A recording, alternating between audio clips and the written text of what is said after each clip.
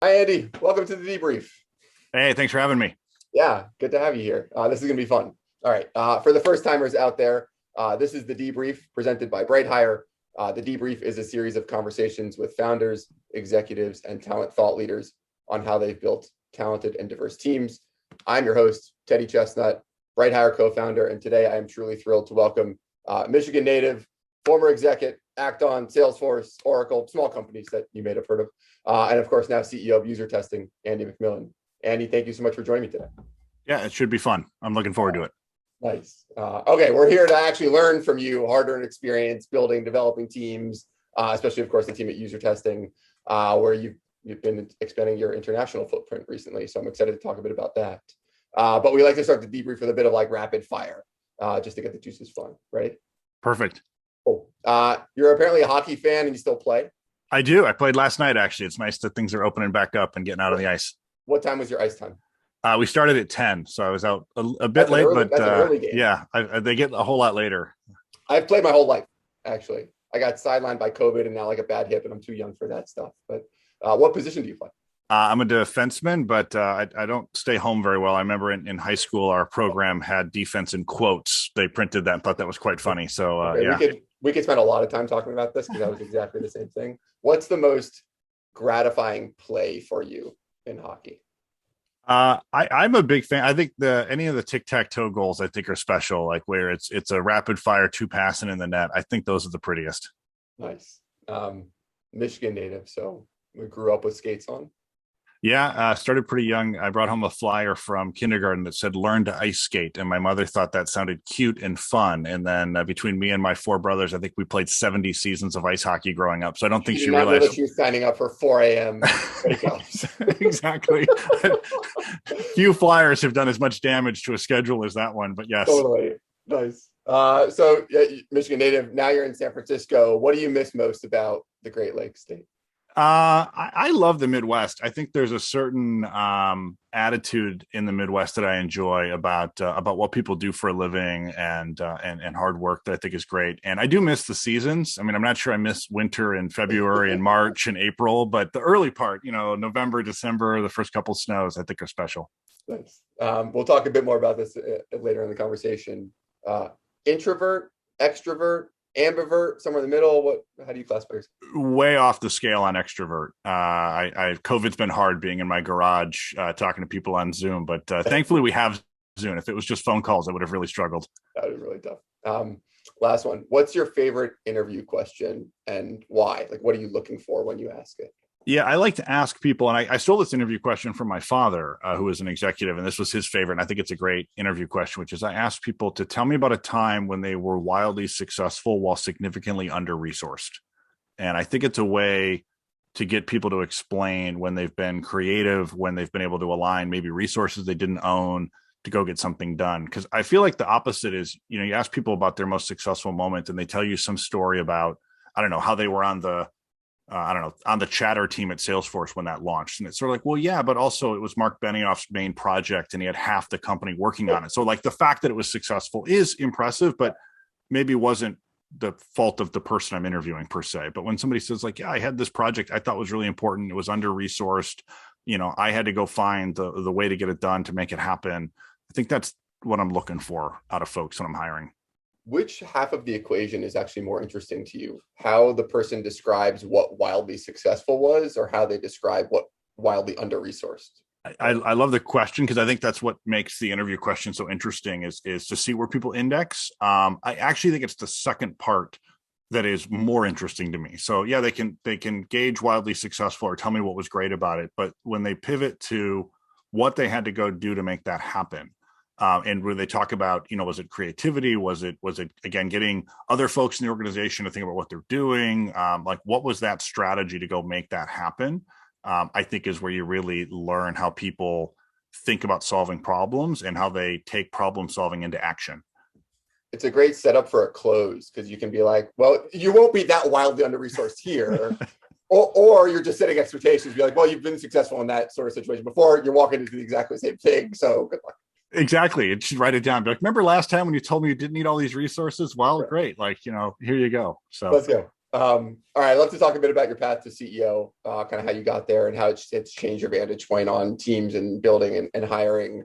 So you're a product guy previously, leading product functions at Oracle, Salesforce. That's not an uncommon path to CEO. From your own personal experience, what's been most valuable that you've taken with you from those product experiences into the CEO seat?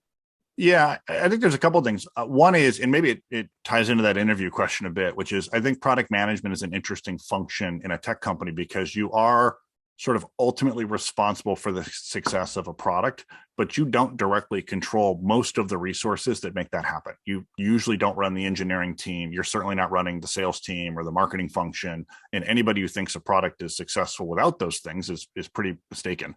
So you have to sort of learn to align and encourage and drive towards a result, sort of out of whether it's personality or convincing folks or logic, but you have to get everybody going in the same direction, not just because you told them to. And I think that's a really important trait if you can be good at that and then be in a position of power where folks do actually work for you, but you can lead with that kind of alignment and focus is always better than pounding on the table and telling people to do it because you're in charge. And so I think that's a good skill set for folks to develop early in their careers, to learn how to do that in large companies and then scale it into a leadership role. I think the other thing that is interesting about product management is in a tech company, you are the expert on the main thing that people are buying and getting value from. And so if you're open to it, I think this is maybe where my extrovert behaviors help me, getting out and talking to customers, you're in a unique position where maybe in your late 20s, some senior executive at a large company is actually interested in what you have to say on a topic and engage with you about their business problem because you're the product manager for this product area. And I think that's a lot of cachet that you can carry early in your career that's different than maybe in some other roles where, if I was maybe their account executive, I might be an amazing account executive, but at 27, I don't know that a VP of a large company is like, hey, come tell me your opinion about this necessarily. But as a product manager, you certainly can. And I think that opportunity to open doors and get into those meetings, if you care about that, is really interesting as a product manager. I got to be in sales cycles. I got to be in marketing meetings. I got to sort of see how the other parts of the company really operate. And I think that's a great set of experiences to go through if you ultimately want to be a senior leader more broadly than just the function you're learning to do. That makes sense. It's interesting. You wrote an article in Entrepreneur about how the CMO is now an interesting path to the CEO seat. But all of the companies that you referenced in that context were like big B2C, Adidas, McDonald's, those sorts of companies, where maybe the mental shortcut is which decisions are most important for the future success of the company. Like in those companies, maybe is it the marketing decisions that are just the most important decisions to get right? And in tech, it's the product decisions. And so that creates a linear path. I think that's right. I think they're also kind of scaled decisions, right? So I think there are some functions where you operate in really important but focused opportunities. So like sales is a good example of that, right? There are some people that really love closing a giant deal, and that's, but you're very targeted in going and getting that done. As a product manager, you sort of don't get that opportunity. You don't get the big high. I mean, yeah, you can celebrate deals being won, but the sales team closed that deal. You were there. Your impact is across all those things. You're thinking, boy, if I could make the win rate 3% higher across all these deals. But that's sort of how you have to think as a CEO. I think that's the same if you're running marketing at a big B2C brand. You're again trying, if I can get sales to go up 2% across the board, that's a lot of impact versus, I'm the regional distribution manager and I'm talking to the stores that I go sell to change the displays. You can have a lot of impact, but it's not that same smaller impact at massive scale. And so I think that mindset is really important when you're a CEO, because of any size and scale, you really think about how do I make incremental changes across the scale of the organization that drive us in a direction. That makes sense. I'm curious how the product to CEO path has changed specifically with respect to hiring. So hiring within a certain function, I'm sure you develop a set of heuristics and patterns and approaches to what great hiring looks like, great interviewing looks like in that function. Then you get into the CEO role. And obviously you're not doing hiring across all functions, but you do have responsibility now. You're building teams across the entire business. Was there anything that carried over really well from your product hiring experience into the CEO role and anything that didn't translate well? It's a good question. I think one of the weirdest parts about being a CEO is if you do the job well, you don't run any function in the company, including the one you came from. Like I don't run product at UserTesting. I don't run sales. I don't run marketing. And so I think when outside of hiring my directs, I really feel like my job is to empower my team to make critical hires, to let them run the kind of functional capability hiring, right? If my head of product and engineering is hiring a product manager, it's sort of on them to some extent to make sure the person that ultimately might make it to me in an interview can functionally do the job of being a product manager. I think my job at that point is really to think about, can this person be a change agent at the scale of the company? Again, back to the kind of question I'm asking, which is sort of like, how do you make things happen here? Yeah. And in some ways it's selling. I mean, we're in a very competitive job market. If somebody makes it through an interview process, again, that's not a direct of mine that's speaking to me, I largely think we're in a bit of a closing mode. And so what I'm making sure is that that person doesn't have any unanswered questions about the scope of the business, about what we're doing, about our direction. And I'm very clear with my hiring managers about that. I think maybe ultimately that's the most important thing is I'll tell my sales team, for example, if we're hiring a sales manager, just to be clear, my job isn't to make sure that this lady knows how to run a forecast call. Like that's for you to vet. My job is to make sure that they're aligned with what we want to go do, that I think they can make things happen, that they want to be part of this company. And so that's sort of what I focus on there. For hiring my directs, one of the big things that changes as you get more senior in an organization is you start to hire more senior people. And I believe the most important thing when you're hiring more senior people is I actually optimize a lot more on track record and who they've worked with before, right? If I'm hiring somebody with 20 years experience, learning what they've done in the last 10 years, who they've worked with, how they've worked with those people, how they solved problems, maybe from the perspective of other folks, to me is increasingly the way I interview. Is really making sure that I've got that background. And then I'm talking to them about those experiences that I've already learned some stuff about to really have a dialogue and get their perspective on those things. Most people that are successful that are interviewing for a C-level job with me, I mean, they're at least mildly charming or they wouldn't be successful at all. They're going to be okay to talk to. They're going to have experiences of good things that happen to them. What I'm really trying to do is not just have a nice conversation with a person from the industry who I get along with, who can tell me about their wins, but actually have sort of an educated conversation like, hey, like I've talked to some folks and these are the things I've heard that are, good or bad or challenges. Like, let's talk about those things. And I think that's the secret to more senior interviews. Where basically you need to prep in a different way because you have a limited amount of time, but you need to get like a lot out of that hour, 90 minutes. Yeah. And I think anybody listening to this, the thing to keep in mind, especially if you're early in your career is, by the time you get to senior levels and senior, for me, like I'm interviewing people that are SaaS executives and B2B software, like it's not a giant world, right? So I'm a degree separated from anybody I'm interviewing. I can talk to somebody who trusts me and will give me real feedback on this person. And so, keep in mind, the world is very well networked and very small. So, I just wrote a LinkedIn post about that literally this morning. Yeah, it's incredible. It's really incredible. In relationships, the world is small and life is long. In travel, the world is huge and life is short. And in COVID, exactly. The world is my attic and, time stops and stands still. I think that's right. You were talking about this idea of basically doing a bunch of back channels to prep and figure out how you want to spend your time, your precious limited time with this person who's going to be charming. And if you don't really plan for it, you're not going to get what you need out of it. I've had a lot of conversations with talent acquisition leaders, talent leaders, functional leaders about this question of information transfer in the interview process. And so I'm really curious your take on this. Sometimes we say, hey, it'd be great if I'm running an interview with you and my team has already had 3 conversations, I want to know what happened in those conversations. I want your read. I want you to give me guidance on where I should probe deeper so I can use my hour really effectively.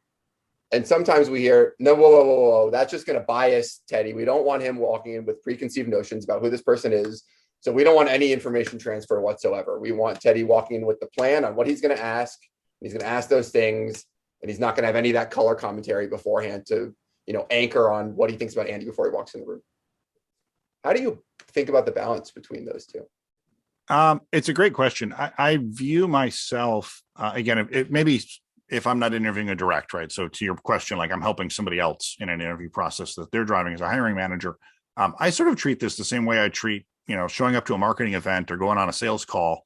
I think it's important to think of myself as in some ways like a piece of equipment they're using to get a job done, right? Like, what do they need me to do?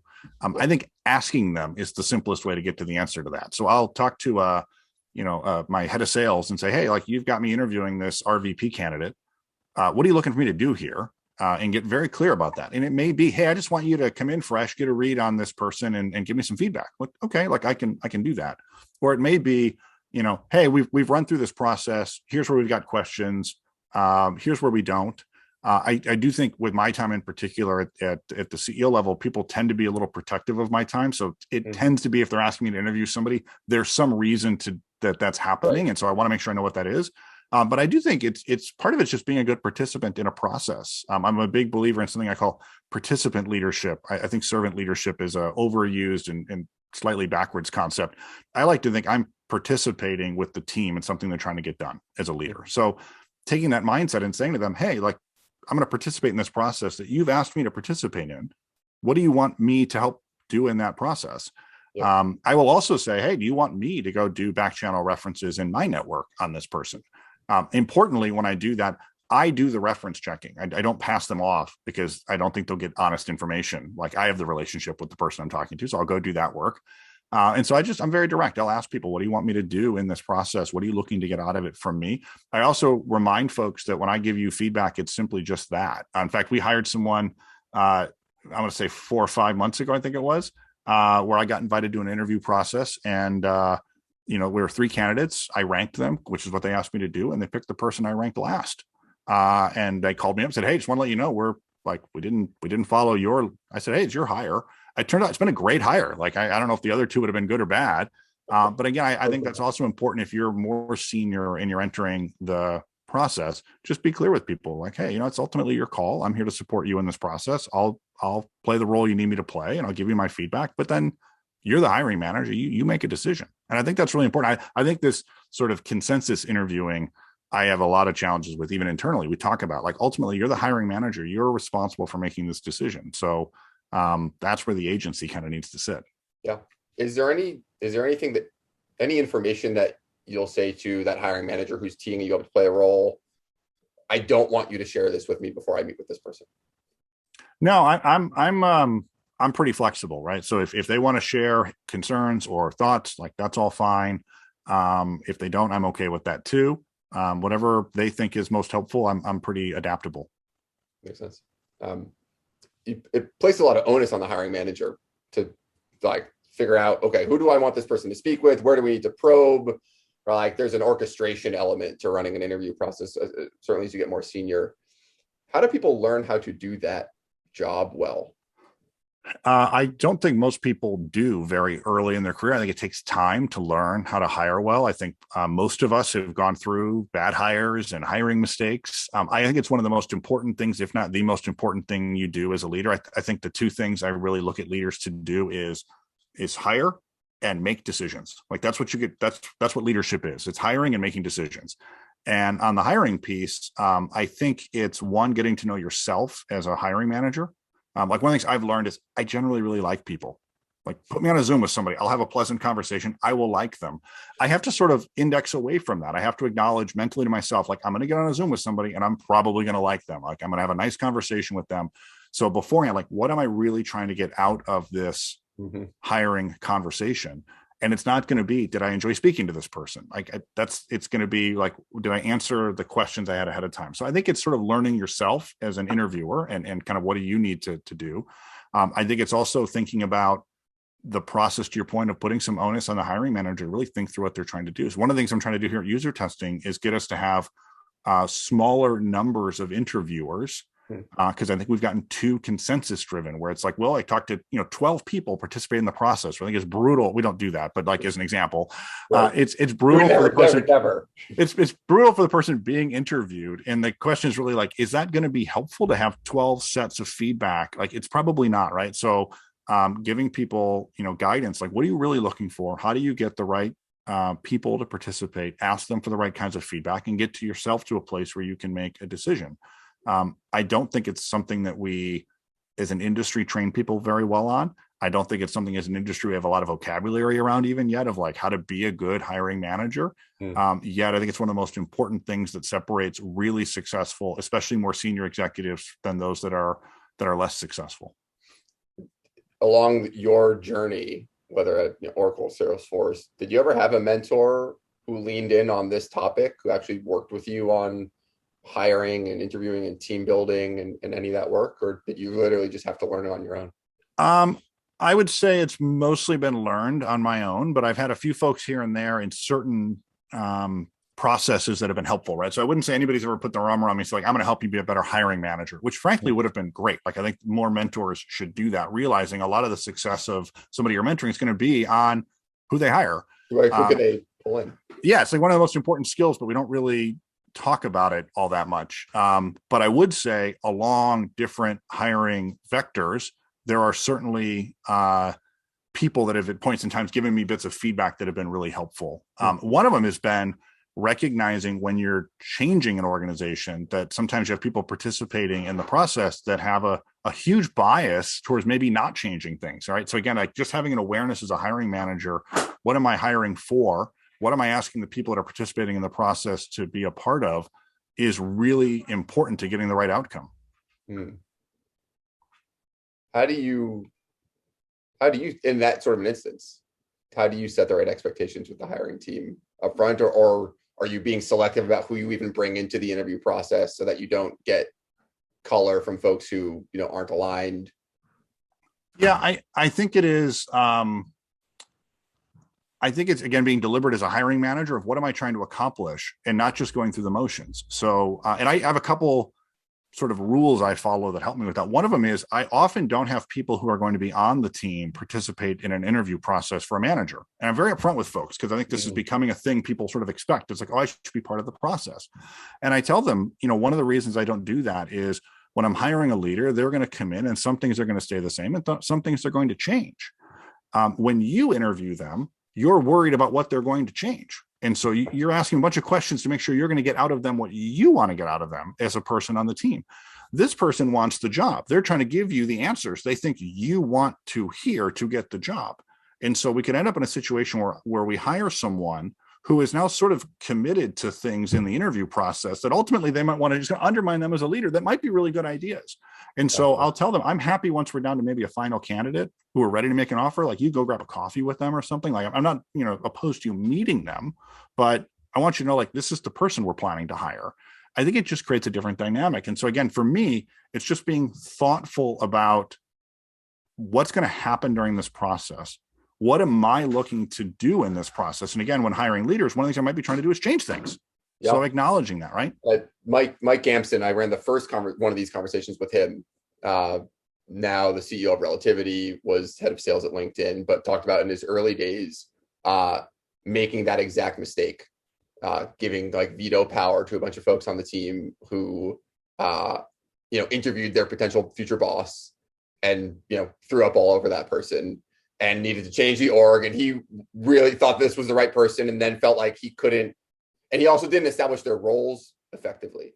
Like the role was you gather information and I make the decision versus we're all going to make this decision together, and then ultimately couldn't hire that person because he hadn't set up the right kind of structure for the process up front. Yeah. And I think it's just being honest with people about that. I mean, sometimes you're also hiring in networks. So I'll give you an example. When I hired someone at a couple companies ago, I hired someone I'd worked with 3 times before for over a decade. And I never forget, I sent out an announcement to my board saying I'd hired this person. And one of the board members wrote back and said, I would have really appreciated interviewing them as a courtesy. And I wrote back, like, I've worked with them for 10 years. Like, what are you going to tell me in an interview that I should take into account? Right. I mean, it's, and they wrote back, you're right. Like, sorry. But I think it's just that, like, let's be honest about what we're trying to do when we're hiring. And I think there's so much that just happens as part of a going through the motions. And so again, like maybe it would have been fine to say, hey, why don't you meet this person so they can meet the board before they come on and join the company? Like that could be reasonable. But the idea that I'd ask a board member, hey, will you vet this candidate for me when I've worked with them for a decade? It doesn't make any sense. And it sort of sets up, to your point, a dynamic where, well, what if they give me some negative feedback I'm then going to likely choose to ignore because I've worked with them before? What am I really asking them to do? And so I just think if we were to spend more time as the hiring manager, thinking about what am I really trying to do? Who's it going to impact internally? What opinions do I really want in this process? How do I communicate what I'm doing?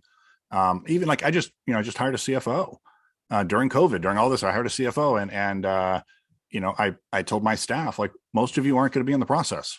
Like, I've got a small team. We're going to move pretty quickly. I'm working through my network and through people. And I had someone I had not worked with before and didn't know, but got connected through my network. Mm-hmm. A few people on the team met them and gave me feedback, and we moved forward. And everybody kind of like, okay. He was very clear on how this is going to happen. I forget, at one point somebody said, how are you, who's going to make this decision? And I think they meant of the hiring team. And I said, I am. Like, this is my hire. I'm going to be the one making the decision. Everybody went, okay. Right. And so I think that clarity is where a lot of processes fail. It's not that the process was bad. It's that the clarity wasn't there. So we're talking about very senior hires. It's a one-off thing. You can be very deliberate about the process, who's involved. It can be very bespoke based on who that person is or how much you know them, all sorts of things. Then think about like your engineering hiring during a massive scale. Yep. And I'm really curious how the approach shifts when you start to think about that scale.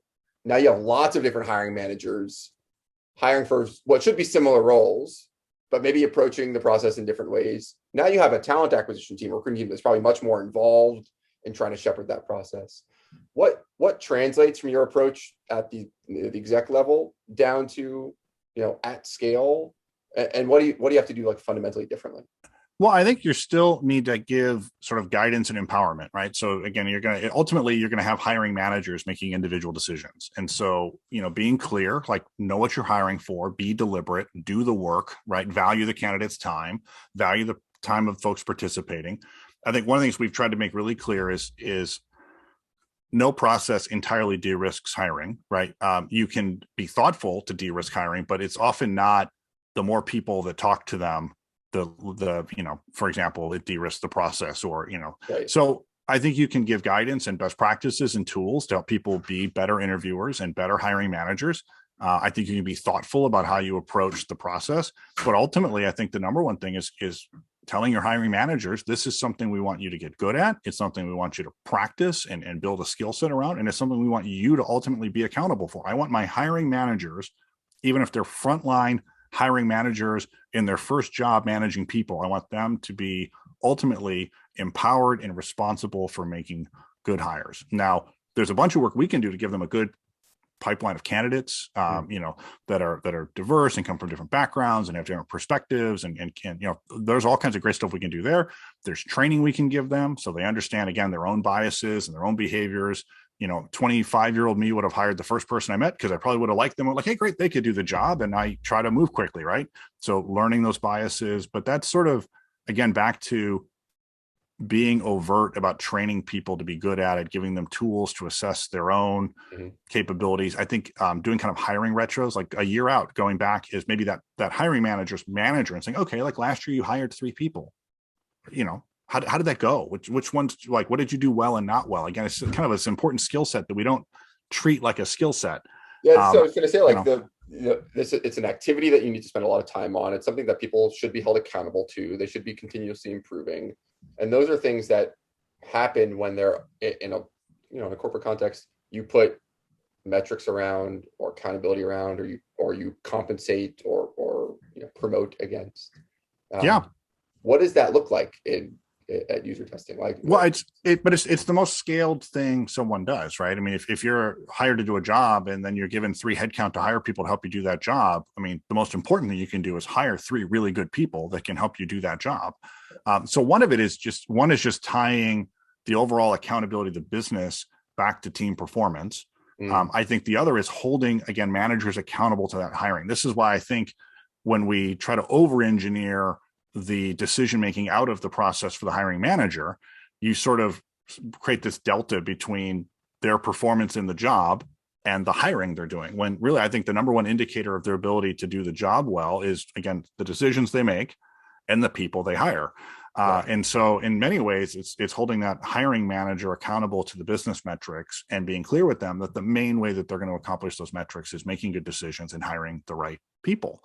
And if they don't have the right people, I think it's also, how do you train them to whether they have to turn the team over, whether they need to find different roles in the company for the people that they have on the team. Like, I just think it's funny, if you're good at hiring, then you're much better at transitioning a team and you're a lot more confident to make those changes, right? One of the things I find with people that are bad at hiring is they start missing their business metrics, and then their challenge is they're not happy with how their team's performing, but the odds on fixing it by changing any part of the team are actually pretty low because they're bad at hiring. And this is why, again, it's so important to be a manager who's good at hiring. And again, I just go back to making that clear. Like, if you're not making that clear to first-time managers, I don't know how they're going to be successful. It's a very similar analogy in sales where you can feel comfortable walking away from a deal if your pipeline is full. That's right. And if your hiring pipeline is full, or you feel confident, right, that you can get the next one across the line, then you can performance manage in a way that, you're free to do that. Yeah. And I think, and the team sees it, right? If you have 3 people on the team and you get to hire a 4th, and the 4th person shows up and they're great, 2 things happen. The team gets better. People learn from that and they see that person. They also go like, oh my gosh, like the kind of people we can get in this job and how we do that. And the manager's more confident, like good things happen. It's part of why bad hires are so painful, because the exact opposite happens, right? Mm-hmm. He sort of drags the performance of the team down, and people end up spending time compensating for that person's work. And then they wonder, like, what am I doing here if the person we just hired next to me is this person who can't seem to get stuff done? I mean, so I just go back to, if I'm that manager, what's the most important thing I'm doing in the company at that point, if not making those personnel changes and hiring well? Here's a very tactical question. When you run an interview, do you take a lot of notes? I don't, but I am notoriously bad at note taking in general. I didn't take notes in college. My mindset when I'm very much an audio learner. So literally the way I would, in college classes, I would imagine I was having a conversation with the professor. Like, that was the level of attention I would pay. It's almost like, oh, I'm having this dialogue. And I was very good at remembering that. If I sat and wrote down notes, I couldn't remember at the end of the meeting, like what just happened in there. So I don't take a lot of notes during it. What I do right after the interview is I immediately open up, a little notepad on my computer, and I jot down like how it went, what I liked, what I didn't like. So I will sort of transcribe it then, but during the interview, my goal is 100% focus with the candidate, trying to have a conversation. Yep. And just, and be reacting to what they're saying and trying to, and again, if I'm well prepared, I'm really trying to dig into, a certain area, an experience they had, if it's, I don't know, if it's a market, it might be a launch that they ran where I talked to somebody who worked with them on the launch, and I've got some background, and now I'm really getting their perspective. So yeah, I'm not a note taker. Everybody's got a different approach. One of the things that you've talked about being very passionate about is like CEO as Chief Empathy Officer. I'd love to hear you talk a little bit about that, and then I've got some questions that I'd love to dive into around like how you test for that. But what do you mean by Chief Empathy Officer? I think one of the critical leadership traits we really learned, not only during COVID, but I say even coming into that, is just the ability to sort of put yourself in the shoes of people working in your organization, put yourself in the shoes of your customers, of your partners. It sort of creates an environment where people feel appreciated. They can do that for others. I mean, I even talk internally about a concept of organizational empathy, which is we sort of go out of our way to make sure that at the management team level, people have a broad understanding of what's going on across the company. Because what I find happens is then, I don't know if I'm making up an example. If your SMB sales team is complaining about what marketing is working on, it's different if the manager of that team is like, hey guys, like I was in the meeting where they went through, they're doing a whole rebrand, and Andy had this crazy idea they're running off doing, and there's this going on and there's that going on. Like, they're great people doing really great work. They might just not be doing the thing you're trying to do right now. And that to me is sort of an organizational empathy of like, hey, we got a bunch of really smart people here working really hard. We're a rocket ship company. There's a million things going on all the time. That's a different way to work. And what I find is people go, oh, okay, like it's not that people hate me or the people nearby are bad at doing their jobs or people are ignoring me. It's that everybody has a lot going on. I think as a leader, if that's your mindset of like, hey, I have some empathy for what's going on around the organization. It doesn't mean I have to agree with everything everybody's doing. It doesn't mean I have to be soft on everything. It doesn't mean it's not like, oh, everybody, we're going to work 6 hours a week because I have empathy that it's hard to work during a pandemic. I do, but we still have a job to go do. But the fact that I understand that, and I have some realization that, I'll give you a pandemic example. The thing that really set for me early in the pandemic was that everybody's situation was just so uniquely different, right? That there was no like one size fits all answer where every employee would be like, oh, Eureka, that's the answer for me. It's like everybody's, structured lives were dealt unique and different challenges in the pandemic. So the only thing we had was sort of empathy for that, of like, okay, like I'm going to run a bunch of different programs, and people are going to opt into them or do different things. And, you know, some people are going to want to have calls at night after their kids are in bed. Some people are going to have calls during the day. I don't know, but like leaning into that was really the only way to lead. So the way we sort of optimize for that when we're interviewing is, one, I listen to how people answer questions.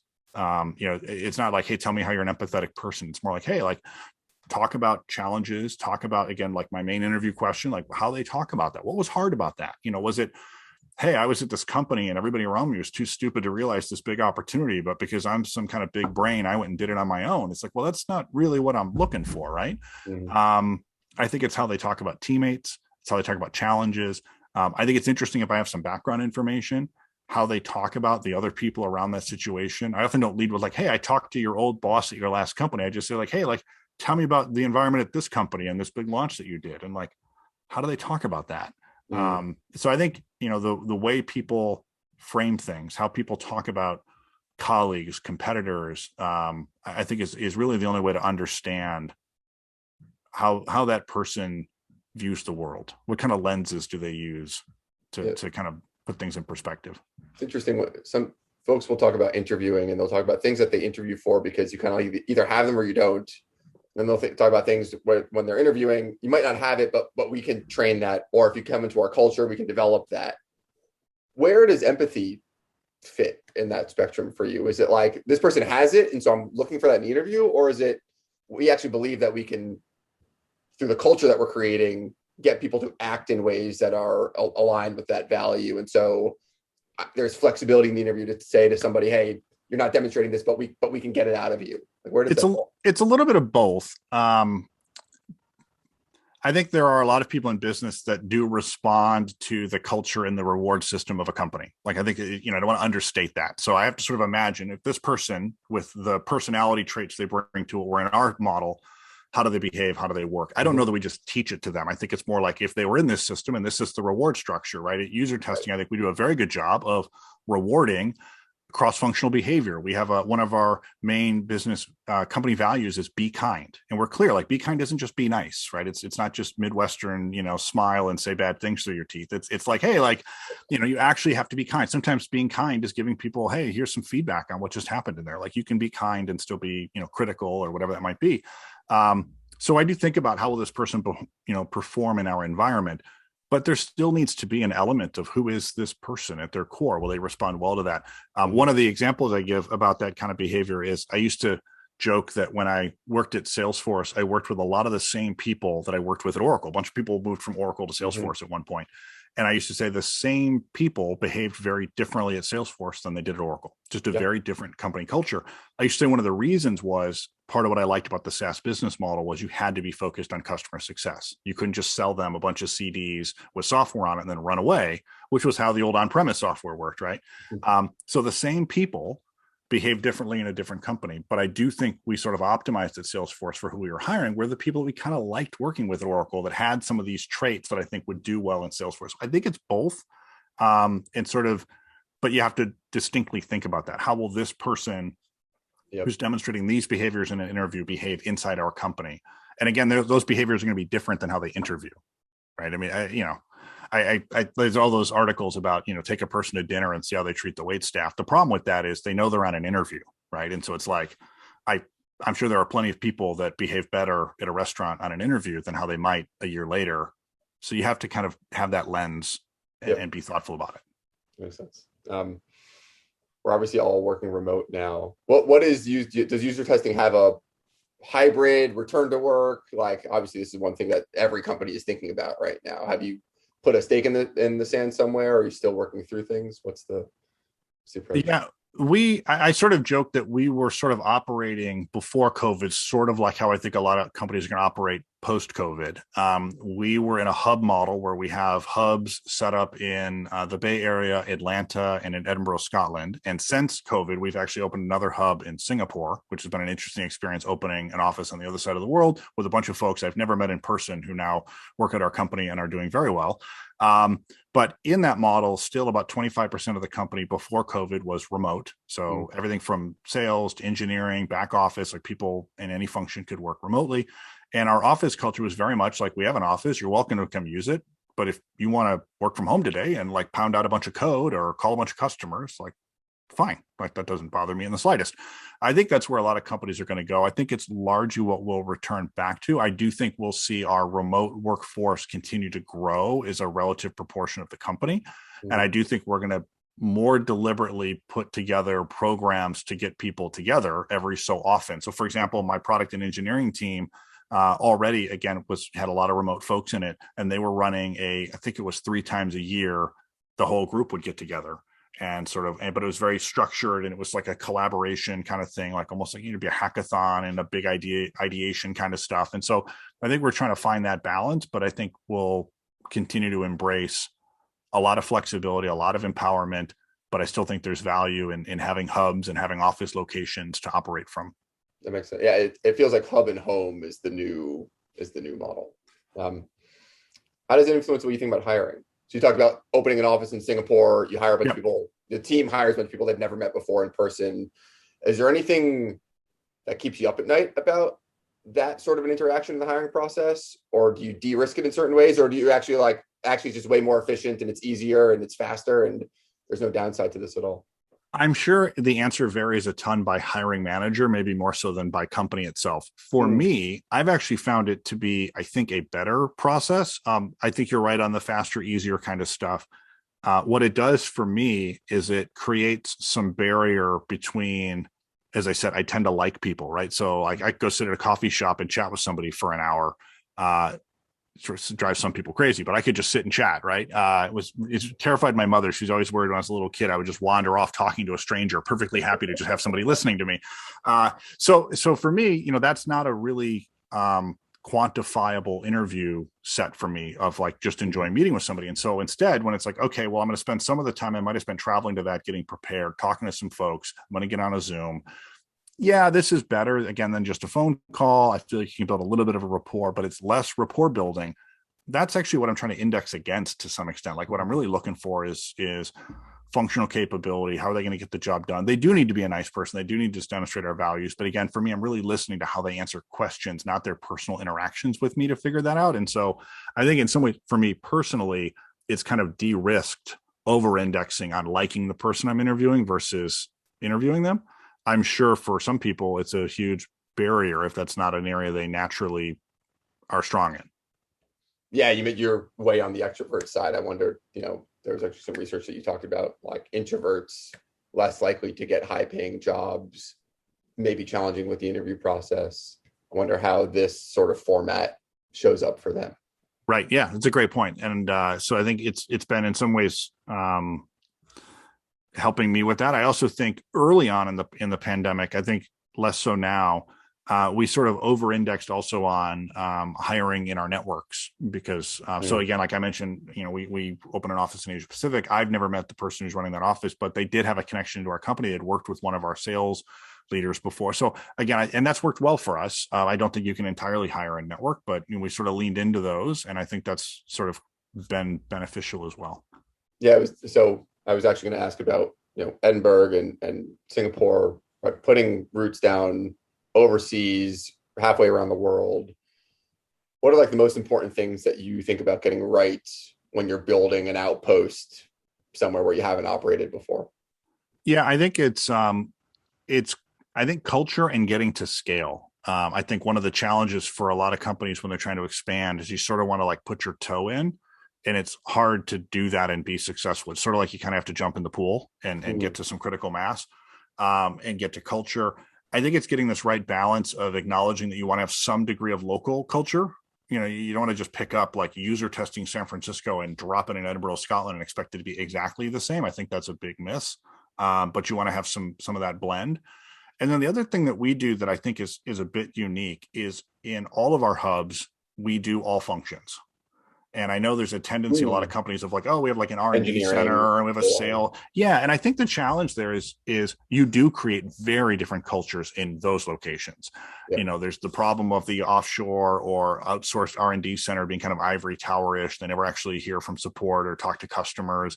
You've got the proverbial sales office, which is like a frat house that is, kind of a mess. And it's like, I think people want to work at a company, not just an outpost. And so, in every one of our locations, you can walk around in the office and you can hear people marketing the product. You can hear support calls happening. You can hear engineers talking about something they're building. You can hear salespeople talking to customers.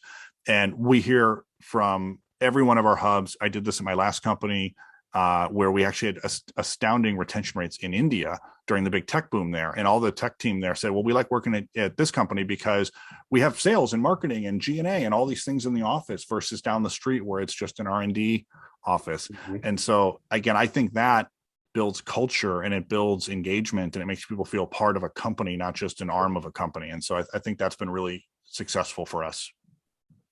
That sounds like a very strong argument for in office. Like, you could have the New York office with all the functions, but if we're all down from home, I don't know that it feels like you've got sales and engineering and marketing and support kind of all in the same place. I think it speaks to having a healthy office. And this is sort of what we're also trying to figure out as we come back from the pandemic, which is, I don't know that means everybody has to punch in at 8 and leave at 6 and be there Monday through Friday.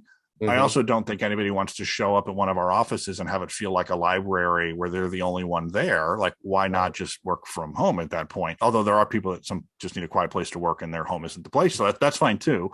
But again, we're starting to think about what sort of brings people into the office. We joke that before the pandemic, Tuesdays and Thursdays were the really busy days in the office for us.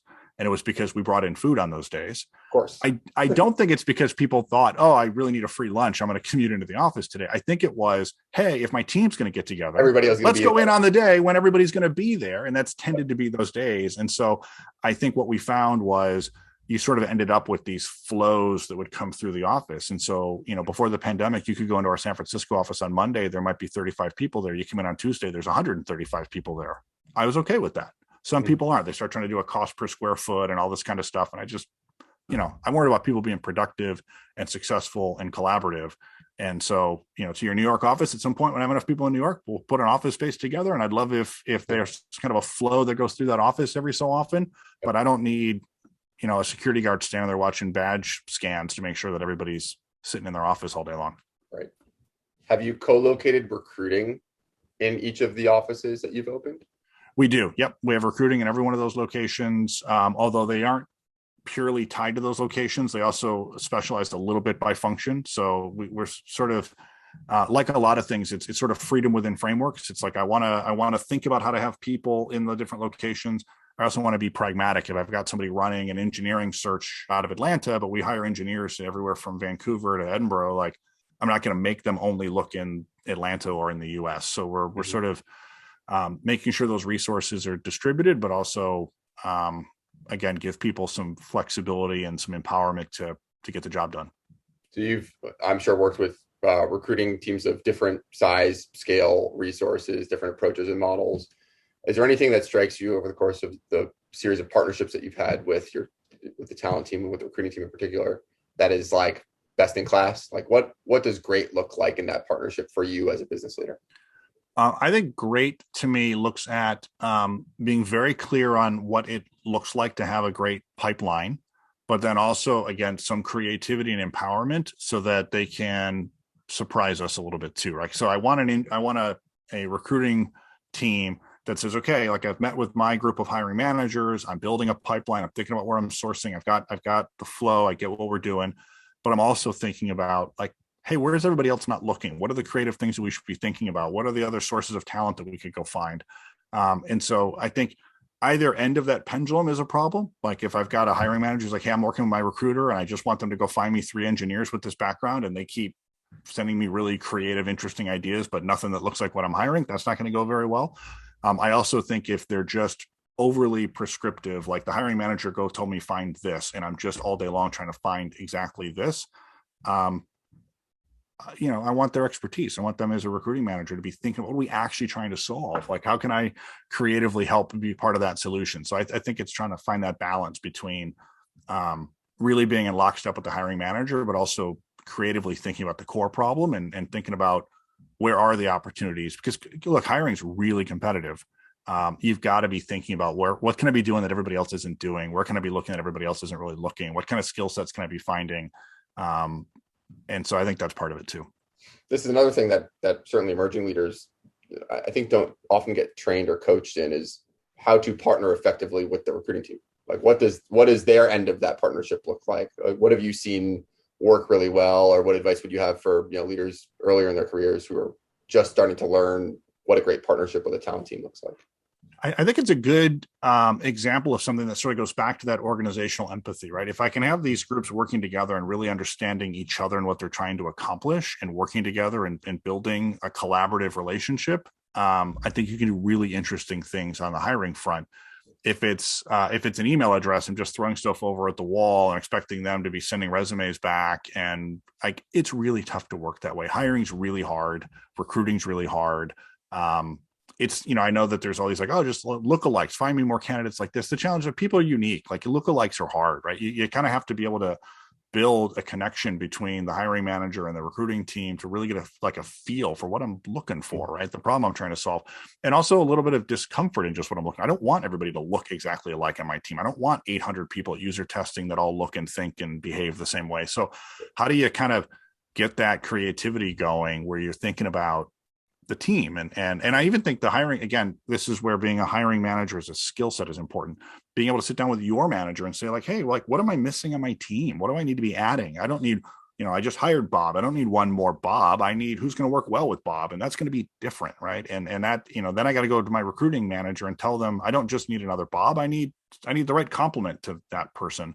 I think that is all back to this sort of communication and treating hiring like one of the most important things you do as a manager and have to be good at versus a to-do. Like, oh, I just need to get this processed. I need 10 resumes. I'll have 12 people interview them. I'll pick the one with the most thumbs up and hope for the best. That is a recipe for disaster.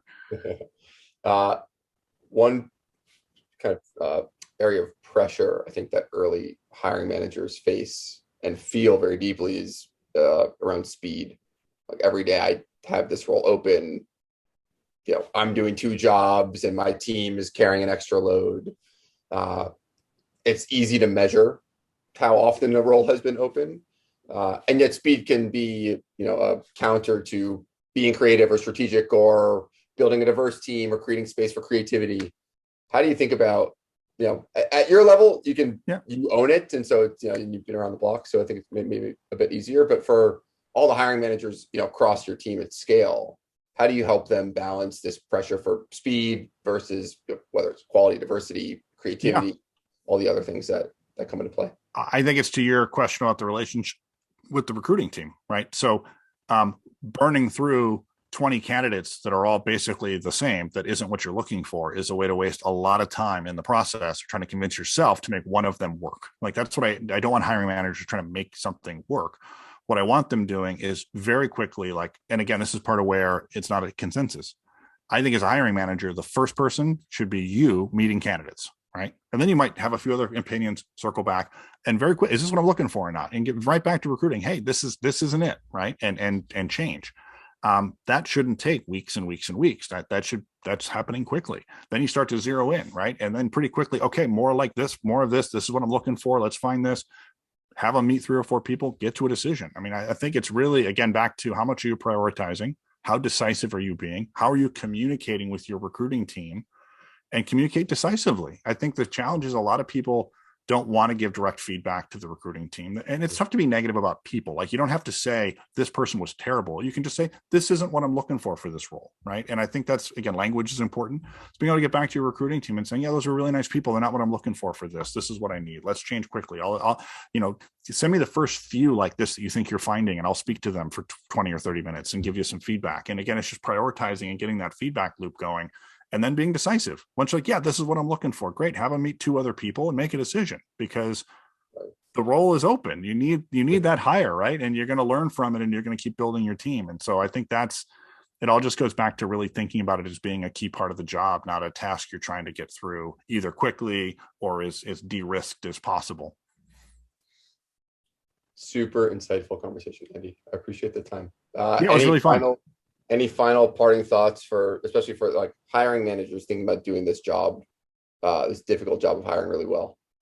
I would just say for anyone who wants to be in management, thinking about hiring as being perhaps the most important thing you will learn to do as a manager.